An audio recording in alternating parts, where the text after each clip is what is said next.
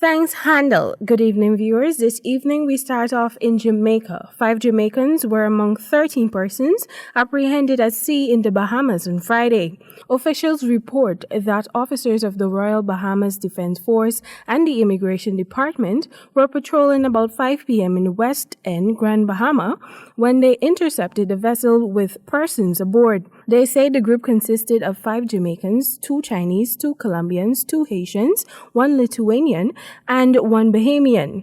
They were arrested and turned over to the Department of Immigration, Freeport, for further processing.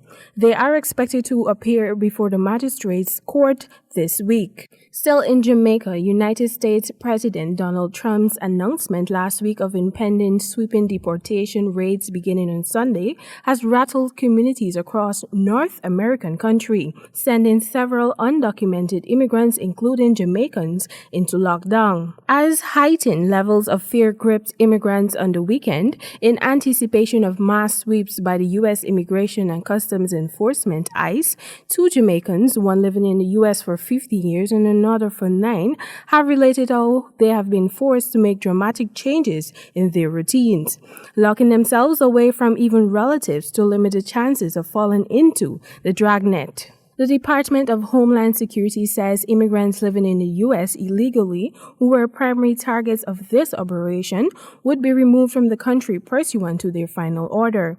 Those without final orders will be issued a notice to appear before an immigration judge and remain in ICE custody as they await the outcome of their removal proceedings.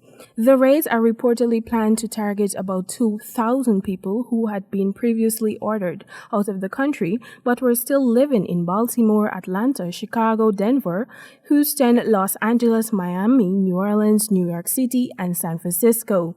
An official in the Trump administration said that parts of the ICE deportation operation began on the weekend and would be expanded into other cities over the coming days. And finally, news coming out of Venezuela. The European Union has stepped up diplomatic pressure on President Nicolas Maduro's government in Venezuela, saying it will impose further sanctions on Caracas if no progress is made in the slow-moving talks with opposition representatives.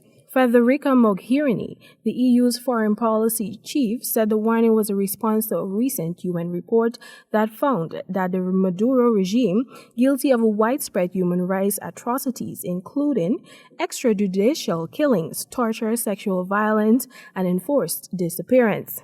Representatives of the Maduro government are holding on-off talks with a team representing Juan Guaido, the National Assembly president who has gained partial international backing for his claim to be the legitimate leader.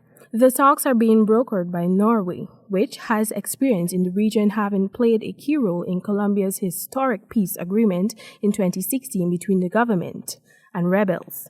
The two sides in the Venezuelan crisis have already met 3 times, twice in Oslo and once in Barbados, without apparently making much progress. They are meeting again this week in Barbados. Until now, the European Union has imposed only limited sanctions on 18 individuals linked to the Maduro regime, along with an arms embargo to prevent Caracas buying weapons.